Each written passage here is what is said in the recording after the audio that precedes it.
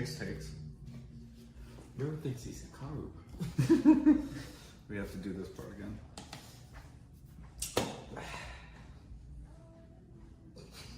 Well, that's not a good sign. Oh dear. Oh brother.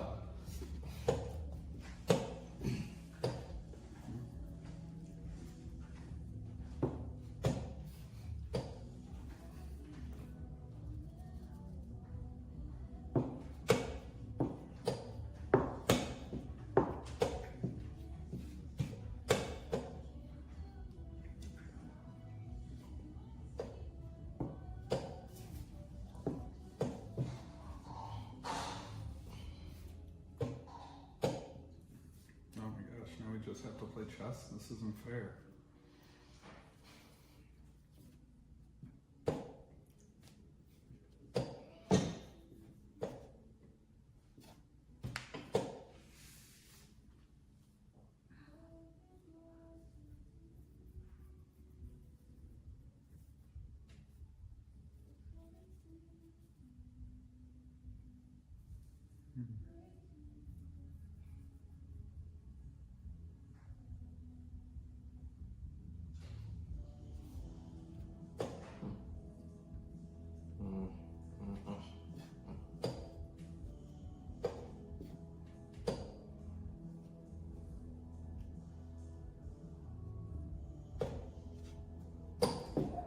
Have at it. Have at it. That feels illegal.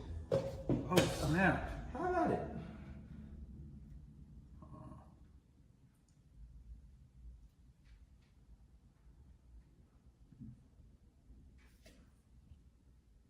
For YouTube, I'm very tired.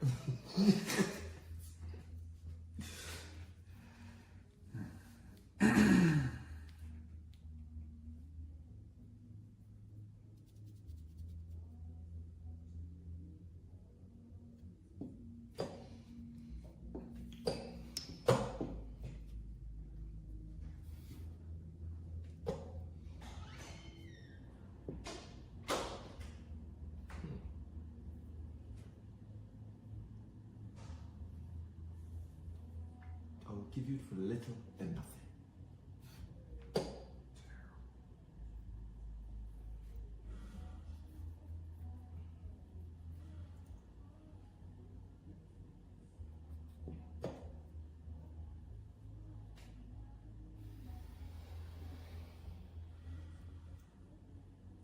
You taking a poo?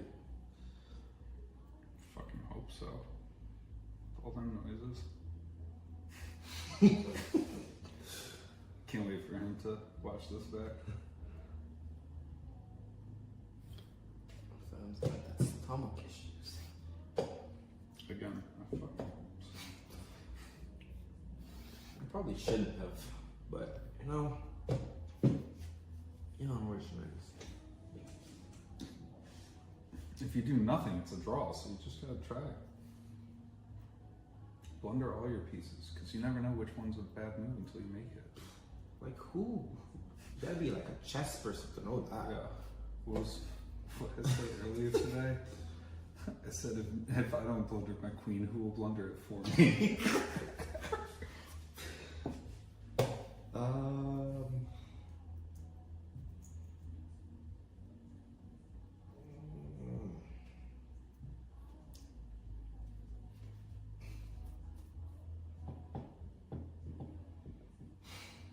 Okay.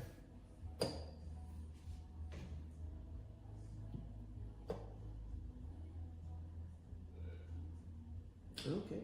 The guy's dying. He is dying. Yeah, that's what death sounds like. Funny we should know. I hope so.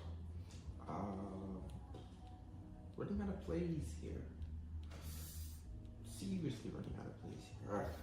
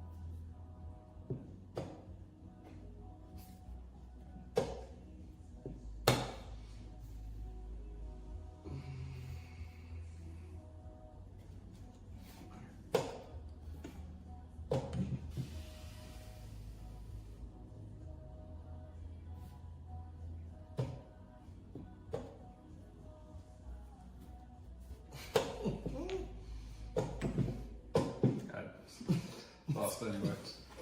I thought losing on the board would look better. Welcome to the Charter Oak Chess Club's YouTube channel, and in today's video, Mike's got the white pieces and black is played by Sven in today's Blitz battle at the Milford Chess Academy. Let's get into it. B4, the Orangutan, also known as the Polish. This is a great opening because it's going to catch players by surprise. I remember playing this against NM, knight f3, d4, and then I played b4. B4 is one of those moves that your opponent's not going to expect, and it can turn into a lot of different structures. So here we go. Pawn to b5, bishop to b2. Sven goes for this kind of stonewall structure right here. Super safe, kind of saying, okay, I don't know what you're doing, so I'm going to make some moves that kind of keep my options open as well. And what's really cool about this is right here, White has a choice to make about what kind of game they want to play. You'll see the bar says that it's relatively even for both sides. And there's so many moves that the computer is recommending, and they're all the same evaluation. So you play pawn to d4, right? And, you know, kind of copycat with that stonewall structure. Totally fine. Nothing wrong with that. You could play pawn to c4, right? And this is great because you're trying to play it before b5 gets on the board. If black takes, we get our bishop out. Our bishop can hide out here too, and both the bishops are looking this way. Just a nice way to open it up. If you're a Queen's Gambit player, you know, you're used to this c4 move. So that's a great way to play it, saying knight f3. It's saying bishop to e2. We got a lot of options here for white. What I would play here as white is I would try to make this kind of unknown opening into something that we're a little bit more familiar with, right? I've moved the dark squared bishop. I've committed a lot of times to that, so I don't want c6 on the board. I don't want knight to c3 on the board. I don't want to block my bishop anyway. I don't even like d4, so I don't want to block my bishop. What can I do then? Well, you know, we can play knight and bishop, but I want to get some pawns to attack the center. I really only have this e3 pawn attacking the center, and I can't really move the d pawn because that's going to just block one of my bishops. So I would play pawn to f4 here. And now we have kind of a bird opening, right? If you play this as black, it's the Dutch, right? So the idea is we're clearing a path for our bishop with these dark squared pawns. Our other bishop is already good. It's a light squared bishop. All my pawns are on dark squares. And so the next couple of moves are going to be pretty normal, right? So knight here, bishop here, bishop here. We will both castle. Black will develop more. And you probably guessed the move here if you've played this type of opening a lot, either playing the Dutch as black or as white playing the bird opening, which would be queen to e1. And the idea is the queen is going to shift to the king side to continue with this attack. And we can see how all the pieces can move very, very well. So that's what I would do. I would just try to make it something that I'm comfortable with, right? You have so many options. Are you going to get out the other bishop? Are you going to go for this structure and just say, you know what, let's both make this stone wall? Are you going to play c4, open it up? All of these are good. Just figure out a structure and a game plan, because this is a very close game right now. And as we'll see in the game, it became very close and we suddenly ran out of moves. So right about when we got here, it becomes apparent I still only have this one pawn here. And looking at the black side, black is also in a very close structure, but they got a good bishop. This bishop's bad. So where's the pawn break going to be? Well, are they going to move a5? Are they going to move c5? Are they going to move e5? I really like e5. Look at all the pieces we can bring over here to push that e-pawn. And they have options. But if we look for white, you don't have those options, right? You can't push the c-pawn because that square is already taken. In fact, there's only one space where you can really, you know, fight and have really no problems. That's going to probably be a4, because your rook's going to be able to, you know, take there. You can play something like c3, a4. But everything else is going to be contested in some way. So it's a very difficult structure to play here with the white pieces. And so we start to see black, after a few developing moves, finally push c5. And now, even though the evaluation says Sven doesn't have a huge lead here, I really like his position simply because these pieces are going to get much more active. So here we go. Pawn goes here, and that bishop's got to go all the way back to f1. Just get out of the way. It goes to e2, and now we can start to see again. Good bishop. Look at the dark square bishop for white, completely out of the game. This bishop doesn't have anywhere to go, and we really see Black take a huge lead. And here is the winning move on passant, take, and then the fork. But just to show kind of the power of it, if you miss that tactic, positionally you're still better here, right? This bishop can go over here now. It's got an opening. And again, all the pieces are happy, right? All these pieces are going to be happy for Black. And for White, it's just a little bit harder to move. So I won't go through the whole game. We saw what happened towards the end, time pressure. Pieces came off the board after that en passant move.